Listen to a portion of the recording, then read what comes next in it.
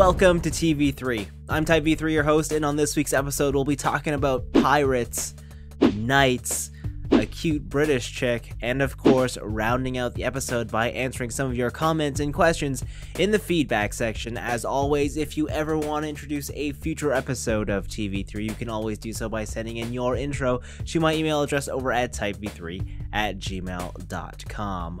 With that said, let's get this show started. Alright, so the news this week kicks off with Bandai's latest SH Figuarts announcement, and that is Captain Jack Sparrow from, of course, the Pirates of the Caribbean series. And I think that this figure looks incredibly well done. I mean, it definitely looks like Johnny Depp.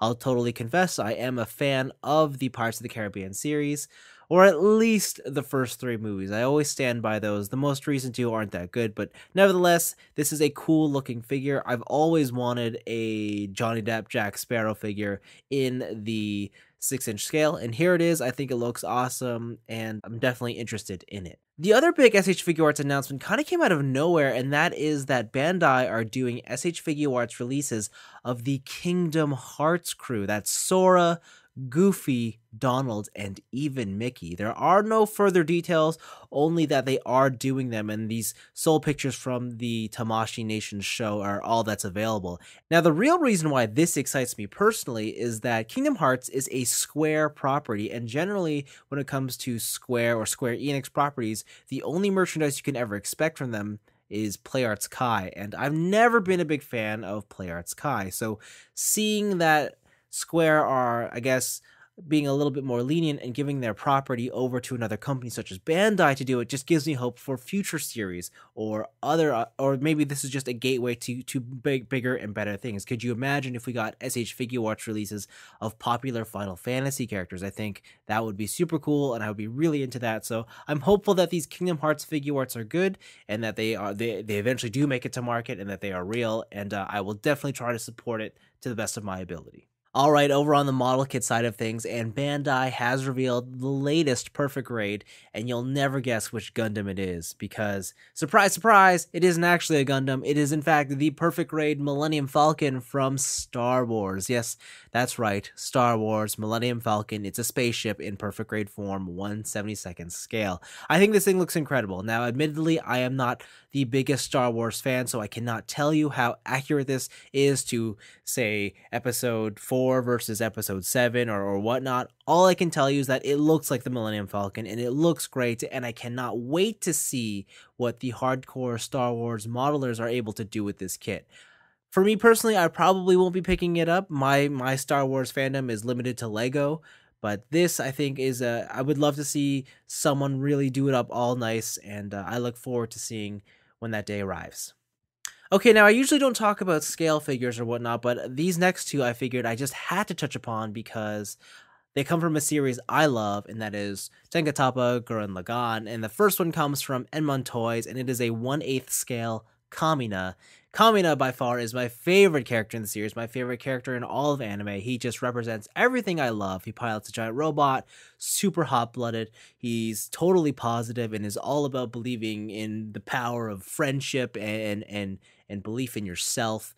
And I just love the way that this statue turned out. He's got the glasses, the cape. It's a nice, confident pose. It's perfectly representative of Kamina.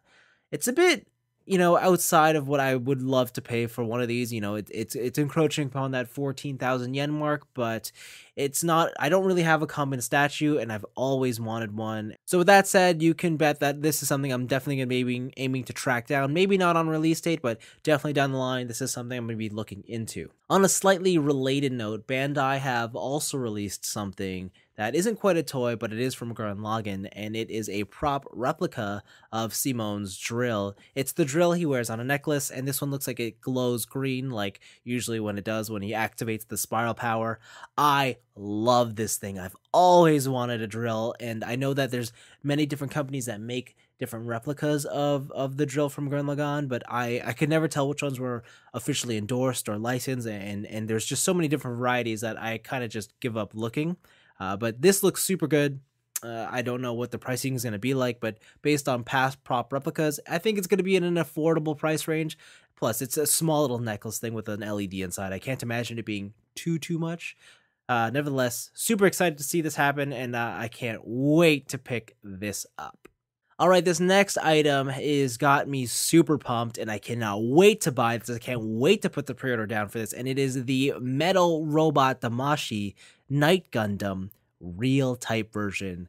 And yes, you heard that correctly. This is a metal robot spirits of the Night Gundam, but basically it's done as if it were in a real body proportions, because the Night Gundam is traditionally an SD Gundam. So this is what happens when Bandai takes that SD Gundam and reimagines it as something larger and huge. Now, you all know I love the Night aesthetic, and it doesn't get any more Night-based robot than this. I think it looks incredible. I love everything about it. I think it looks awesome. If they do it in black, I'll buy it again. The only thing that is probably the biggest disappointment about this release is that it is unfortunately a P Bandai exclusive, meaning that it is going to be a little bit more tricky to get and a little bit more of a premium price tag to it. I mean, its retail price is about 12,000 yen. Expect that to be a little bit higher once you jump through all the loops of having to get something that's P Bandai. So it's a bit more than I would like to pay, but hey, metal robot Gundam of a night. How can I not say yes to that? So you can bet that I've got this on order, or at least when it goes out on order. All right, now, if I'm honest, I thought that the Night Gundam was going to be the biggest news story for me this week, but just before I recorded this, news dropped of the latest Figma release from Good Smile Company, and it is the classy British girl Tracer from Overwatch, and I think this figure looks beautiful. It is perfect. It's everything I wanted in a Figma Tracer. I love how Figma have used, or they've slowly over time started to use, the smaller joints for behind the knees so it doesn't look weird.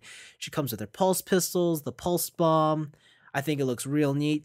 The only thing I would say I would have loved to have seen is a blink effect, just like a little wave dash that you could see her zooming through. I think that would have been just icing on the cake, but as it stands, this figure looks good. We also know that Genji was announced way back when, so if Genji's anything like this, I'm pretty sure it's going to be just as impressive. So yes, Figma Tracer looks phenomenal. I'm super pumped. You should be too, and we should all buy 3 of them.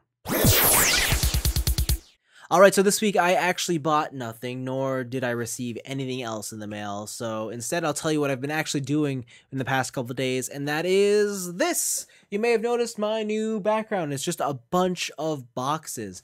So here's the thing, I always get a lot of requests about if I can do a collection video showing off my entire collection, and the answer is always no, quite simply because I don't have my entire collection on display. Most of it, 90% of it, are in boxes. And these boxes aren't actually all in one place either. They're usually discreetly stored away in different closets, under certain pieces of furniture, used as props for other things. And it got to the point where I figured, well, I have all these boxes just taking up space, and I have a huge empty wall. I might as well use it. So I made this huge montage of boxes, and I thought it would be a really cool background and fit the theme of this show you're watching. Now, this is by no means not my entire collection. I still have plenty more boxes to do, but I stopped building because I figured there's only so much I can fit in this camera frame. I'll show you a picture of it, what it looks like outside, or how more extensive it actually is.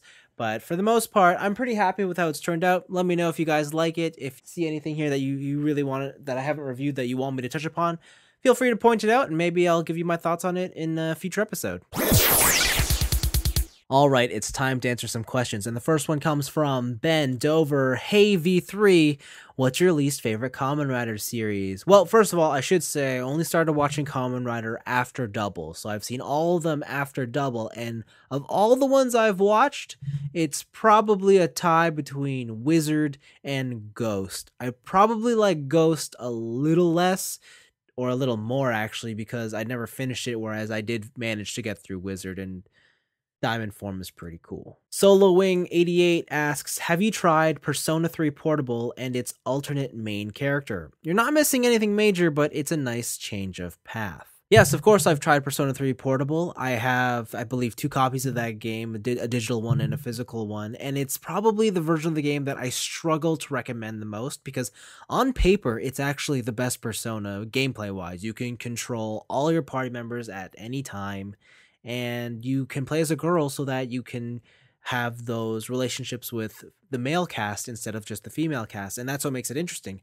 However, the portable version of Persona cuts out all the cutscenes, it cuts out all that stuff, and it turns it into a hardcore visual novel, and that just, for me, it just takes that little bit away from the, I suppose, just being more involved with the game. I feel less into it, and I had a hard time dealing with it. Like, you weren't running around the map anymore, you were just choosing from a list of drop down menus of where you wanted to go, and I just never really liked that style of play. So again, for my money, Persona 3 FES on the PS2 is the best version of the game, but Persona 3 Portable has some really cool additions to it that definitely makes it worth your while to check out.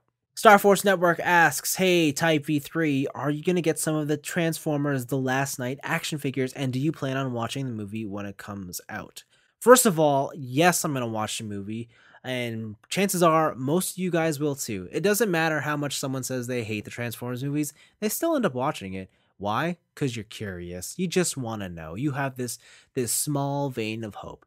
And to be honest, it's Transformers on the big screen. I mean, we're all complaining now, but in a couple of years from now, when this is not happening anymore, I bet you're all going to be just going, oh, don't you just miss those Bay movies? But I don't know. That's how I feel. As for action figures, totally. There's a couple cool ones coming out. I think there's one with there's a dragon that has 2 dragon heads, but he's actually a combiner and he turns into 2 different robots, and they're both headmasters. I think that's such a cool design. Again, all the Transformers from The Last Night do have a night motif going on with them, and like I discussed earlier in this episode, I love robots with night motifs, so it's going to be very hard for me just to ignore the toy line. And plus, I love Transformers, whether they're movie Transformers, the kids rescue bot stuff, or just the stuff that's aimed at the collectors. I love them all, and I'll definitely check them out. So yeah, I'm pretty excited and looking forward to this toy line. Elias G asks, V3, just had my first road bike and it's my first time to cycle apart from casual cycling. Any tips for beginner cyclists? Just managed to pull off 10K with uphills and downhills. Edit, my butt hurts. So my only tip for those of you who are just beginning cycling is that you just need to ride your bike and do whatever it is you can that will get you to ride your bike more.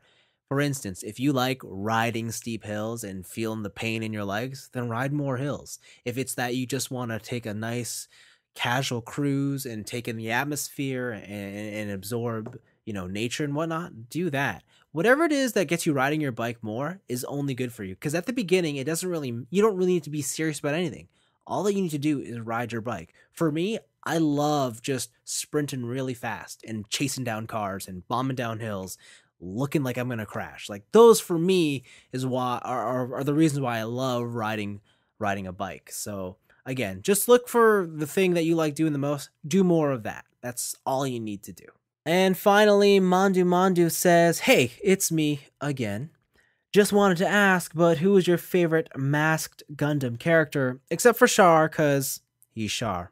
Alright, my favorite masked character, too easy. It's from Wing Gundam. It's Zex Marquis, mostly because he has the best name. In fact, a lot of the characters in Wing Gundam have the best names, like Treize, Kushranada. Like, come on, how can you not like that name? But yeah, Zex Marquis, super cool, white hair, long hair, and he has the best mobile suit. He pilots the Tallgeese. How can you not love the Tallgeese?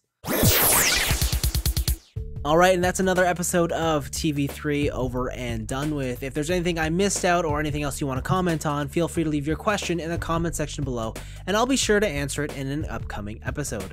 Otherwise, we've come to the end, and again, let me know, how do you feel about the new background? Do you love it? Do you hate it? Any changes? What's your opinion? Let me know, and I would just, because I'm curious. Anyways, I will see you guys in 1 week's time. Bye now.